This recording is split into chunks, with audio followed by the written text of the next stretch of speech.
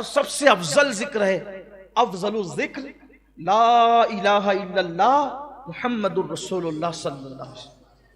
بار بار کلمہ پڑھا کرو، بار بار کلمہ پڑھو، کلمے کی تکرار کرو۔ حدیث پاک میں آتا ہے جب کوئی کلمہ طیبہ لا الہ الا اللہ محمد الرسول اللہ صلی اللہ علیہ وآلہ وسلم پڑھتا ہے، اللہ کا عرش ہلنے لگتا ہے، جنبش کرنے لگتا ہے۔ اللہ فرماتا ہے اے عرش رک جا، عرش کہتا ہے کیسے رکوں، وہ کلمہ پڑھ رہا ہے، جب تک اسے بخشا نہیں جائے گا میں کیسے رک سکتا ہوں۔ ارشاد ہوتا ہے تو بعد میں ہلنا شروع ہوا، ہم نے تو اس سے پہلے اس کی مغفرت فرما دی۔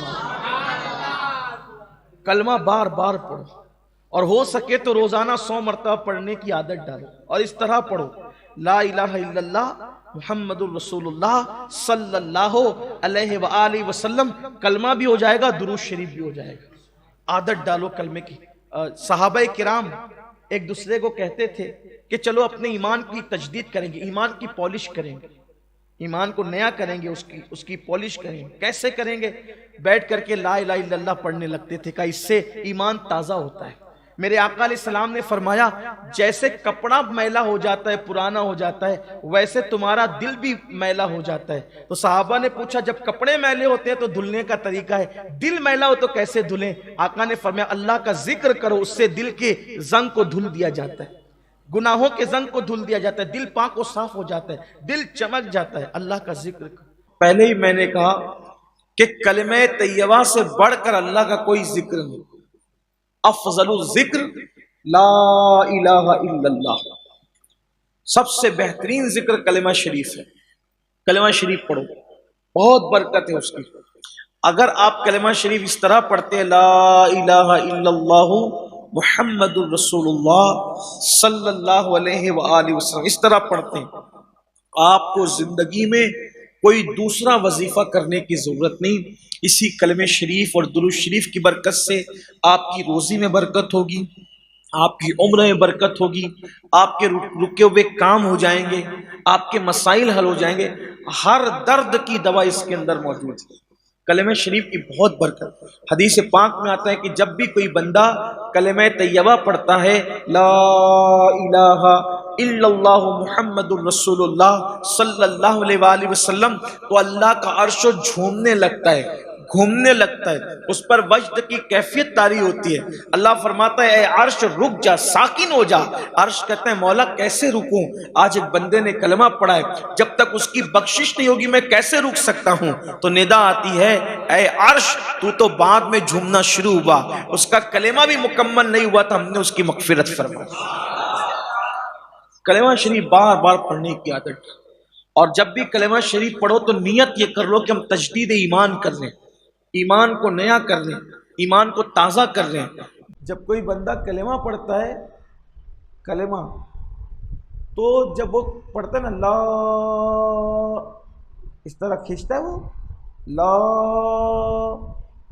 یہ لام الف کے الف کو جب وہ کھینچتا ہے لا، صرف یہ الف کھینچنے پر، صرف الف کھینچنے پر اللہ اس کو 4000 نیکیاں عطا فرماتا ہے، کھینچ کے پڑھنے پہ بس۔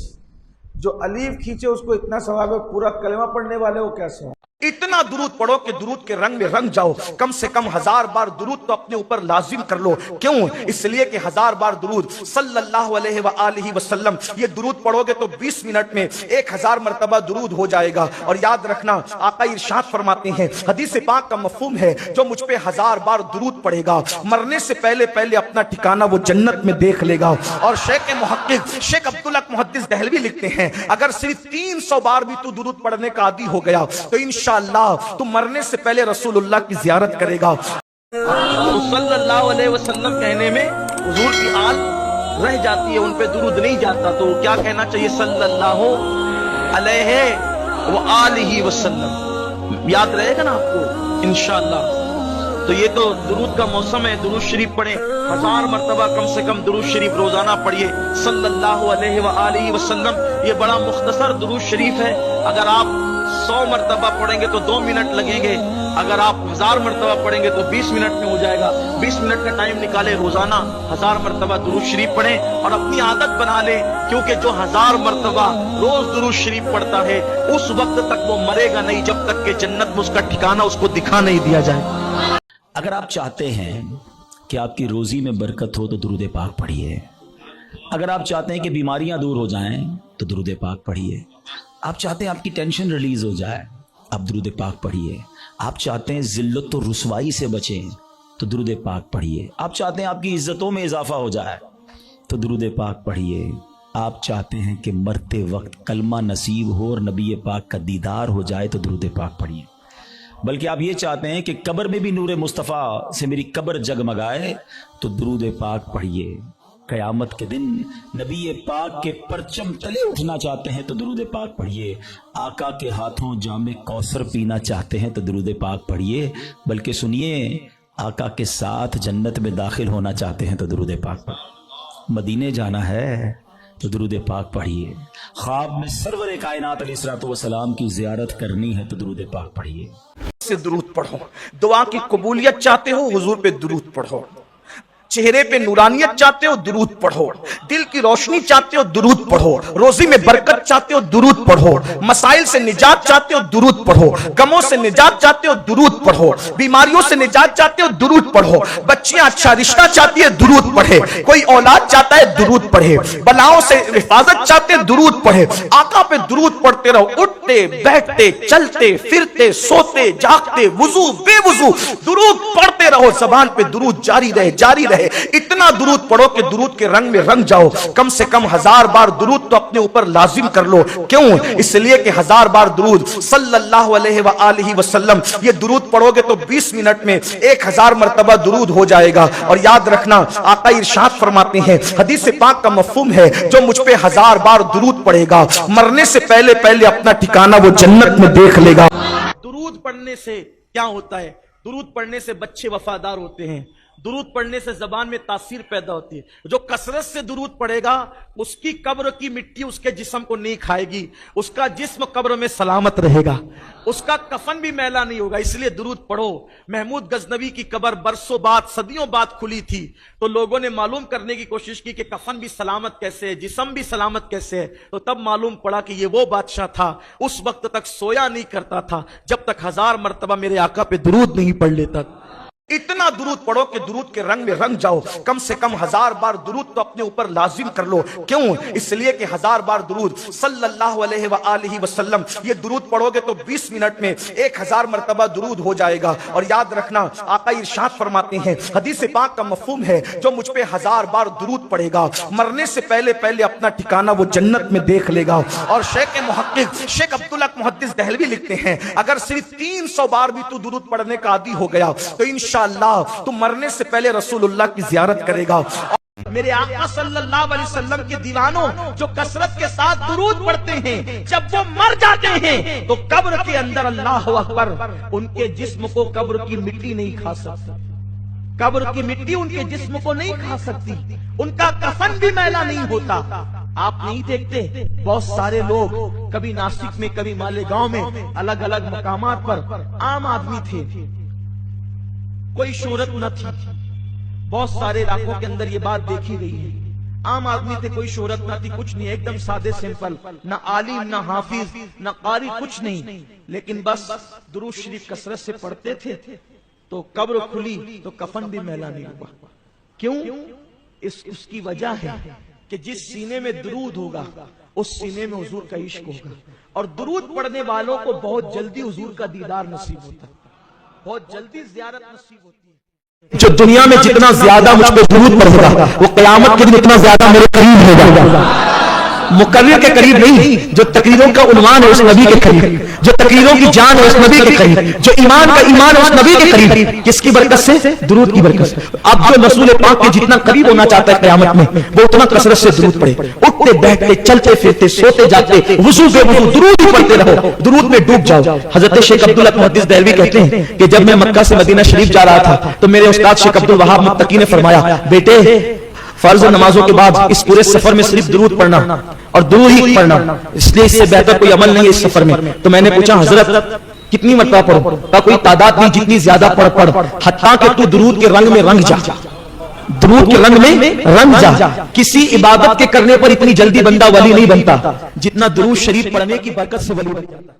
تو وہ فرشتہ جس کا ایک بازو مشرق میں ہے، یعنی اس کے پر ایک طرف مشرق میں ہے، دوسرا بازو مغرب میں ہے، اس کا سر زیر عرش ہے، اس کے پیر تحت الثری میں ہے، جب کوئی بندہ مومن درود پڑھتا ہے تو وہ نور کے دریا میں غوطہ لگاتا ہے اور باہر نکل کر وہ اپنے پروں کو جھاڑتا ہے۔ سوچو کس قدر اس کے قطرے گرتے ہوں گے۔ میرے آقا غیب داں نبی فرماتے ہیں اس کے پروں سے جتنے نور کے قطرے گرتے ہیں، ہر قطرے سے اللہ فرشتے کو پیدا فرماتا ہے، اور جتنے ہزاروں لاکھوں کروڑوں فرشتے پیدا ہوتے ہیں وہ سب کے سب قیامت تک کے لیے اس کا نام لے کر مغفرت کی دعا کرتے ہیں جس کے درود سے وہ پیدا ہوگا۔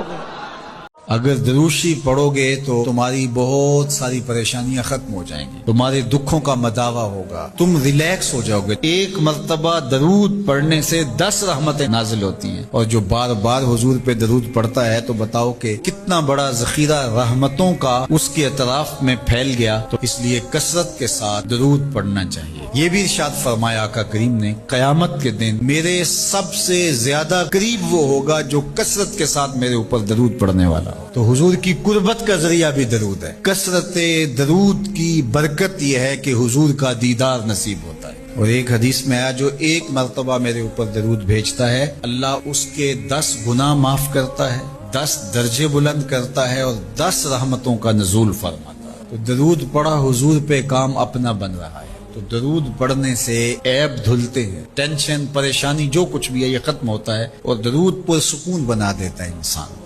چہرے کا نور بڑھ جائے گا، زبان کا اثر بڑھ جائے گا، عمل خیر کی طرف رغبت بڑھ جائے گی۔ کثرت سے جب بندہ حضور پاک صلی اللہ علیہ وسلم پر درود پڑھتا ہے اس کی زبان سے جھوٹ نکل جاتا ہے، گالی اس کی زبان پر نہیں آ پاتی ہے، کیونکہ وہ پاک کرتا چلا جاتا ہے اپنی زبان کو اللہ کے نبی کا نام لے کر کے۔ میرے عزیزو، اس میں دقت کیا ہے درود پاک کثرت سے پڑھنے میں؟ آپ جہاں چل رہے ہو، پھر رہے ہو، اٹھ رہے ہو، بیٹھ رہے ہو، انتظار میں ہو، سونے کے لیے جا رہے ہو، زبان ہی تو ہلانا ہے میرے نبی پاک صلی اللہ علیہ وسلم کی بارگاہ میں درود پڑھ کرتے۔ اور ضروری نہیں ہے کہ بہت لمبے لمبے درود پاک آپ کو یاد کرنے ہوں۔ الصلاۃ والسلام علیک یا رسول اللہ کہتا ہے تو یہ بھی درود پاک ہے، درود پاک ہے یہ۔ اور دل کو جب نرم ہو جائے گا تو انشاءاللہ العزیز آپ اس کے اثر بھی دیکھیں گے۔ نبی پاک علیہ الصلوۃ والسلام کے روضے کے باہر، ان کی قبر منور کے باہر ایک دربان ہے، ایک میسنجر ہے جو آقا کو پیغام پہنچانے والا ہے۔ میرا آپ سے سوال یہ ہے کہ میسنجر کی سماعت کا عالم یہ ہے کہ یہاں بیٹھ کر ہم درود پڑھیں وہ وہاں مدینے میں سن لیتا ہے، پوری دنیا میں جو درود پڑھے وہ فرشتہ سن لیتا ہے، صرف سنتا نہیں پڑھنے والے کو ریکگنائز بھی کر لیتا ہے کہ پڑھنے والا ہے کون، اس کا نام کیا ہے، اس کے والد کا نام کیا ہے۔ ذرا بتاؤ دربان کی سماعت کا عالم یہ ہے تو مصطفیٰ کریم کی سماعت کا عالم کیا ہوگا، میرے آقا کے علم کا عالم کیا ہوگا۔ رسول پاک صلی اللہ تعالی علیہ وسلم کی عادت کریمہ، آج اس وظیفے کو اپنا لو، درود مبارکہ، خاص طور پر رمضان المبارک۔ امام غزالی رضی اللہ تعالیٰ عنہ سے پوچھا گیا کہ حضور پاک صلی اللہ علیہ وسلم کا عشق اور حضور کی محبت کیسے بڑھتی ہے، عشق رسول کیسے بڑھتا ہے؟ تو آپ نے فرمایا سب سے زیادہ جو درود پڑھتا ہے اتنا زیادہ اس کے اندر عشق پیدا ہو، محبت پیدا ہو۔ حضور پاک صلی اللہ تعالیٰ علیہ وسلم کی محبت یہ مت سمجھو یہ کمانے والی چیز ہے یا حاصل کرنے والی چیز ہے، یہ عطائی ہوتی ہے، اللہ تعالیٰ دلوں میں ڈالتا ہے بے شک۔ اور وہ آتی کیسے؟ کثرت سے حضور کا ذکر، درود پاک کثرت سے پڑھتے رہے، بیٹھتے اٹھتے اپنی زبان پر جاری کرتے۔ ایک بات میں آپ کو بتاؤں، صبح اٹھا، شام میں اٹھا، جہاں بیٹھا، جہاں کھڑا ہوا، درود پاک پڑھتا رہا، اللہم صلی علی سیدنا محمد وعلی آلہ واصحابہ وبارک وسلم، یہ بار بار پڑھتا رہا، کوئی بھی درود جو اسے یاد رہا۔ فرمایا گیا ہے انسان کو جاگتے ہوئے جو بات بار بار کہنے کی عادت ہے، نیند میں بھی وہی بات کرتا ہے، یا نیند سے اسے جھنجھوڑ کر اٹھا دیا جائے وہی بات کرتا ہے۔ اگر تمہاری زبانوں پر درود پاک کے نغمے چل پڑے، عادت ہو گئی، ایک دن تمہارا بھی ڈولا اٹھایا جائے گا، لاشا اٹھا کر قبر میں دفن کر کے آ جائیں گے۔ اور یہ گہری نیند ایسی ہے اس کو اٹھانے کے لیے تو منکر نکیر ہی آتے ہیں، جب وہ جھنجھوڑ کر اٹھائیں گے، زندگی میں جو کثرت سے بولتے تھے موت کے اٹھنے کے بعد بھی وہی بولتے ہوئے اٹھو گے۔ اگر تمہارے زبانوں پر درودوں کا نغمہ ہوگا، منکر نکیر تو وہ یہ کہیں گے جس کو ہم پوچھنے آئے تھے وہ درود کے ذریعے سب کچھ بتا چکا ہے، سبحان اللہ، سب کچھ بتا چکا ہے۔ اگر نبی کا نام پہلے لے لیا ہے تو سارے مسئلے حل ہے۔ میزان عمل تولے جا رہے ہیں، ایک امتی کے اعمال رکھے گئے، گناہوں کا پلہ بھاری ہے، اٹھ گیا اوپر، جو بھاری ہوگا قیامت کے دن وہ اوپر جائے گا، دنیا میں جو بھاری ہوتا ہے وہ نیچے آتا ہے، क़यामत के दिन जो पल्ला भारी होगा ऊपर चला जाएगा, नेकियों का पल्ला उसका नीचे रह गया, वो रोने लगा ज़ारो कतार, हाय मेरी जिंदगी, मुझे दोज़ख में ले जाया जाएगा, पल्ला गुनाहों का भारी हो गया है। फरमाते हैं ऐन उसी वक्त रसूल पाक सल्लल्लाहु अलैहि वसल्लम पहुंच गए। वहां पहुंचते हैं, रसूल करीम सल्लल्लाहु ताला अलैहि वसल्लम ने उन मलाइका से कहा जरा फिर से तोलो। फरिश्ते फिर से मीज़ान उठाएंगे, फिर अमाल रखेंगे। अब जब उठाने लगेंगे, हुजूर फरमाते हैं अपने दामन से वो एक चिट्ठी उठाकर उसके नेकियों के पल्ले पे रखेंगे, और फिर जब वो फरिश्ते उठाएंगे तो नेकियों का पल्ला अचानक भारी हो जाएगा, गुनाहों का पल्ला नीचे रह जाएगा।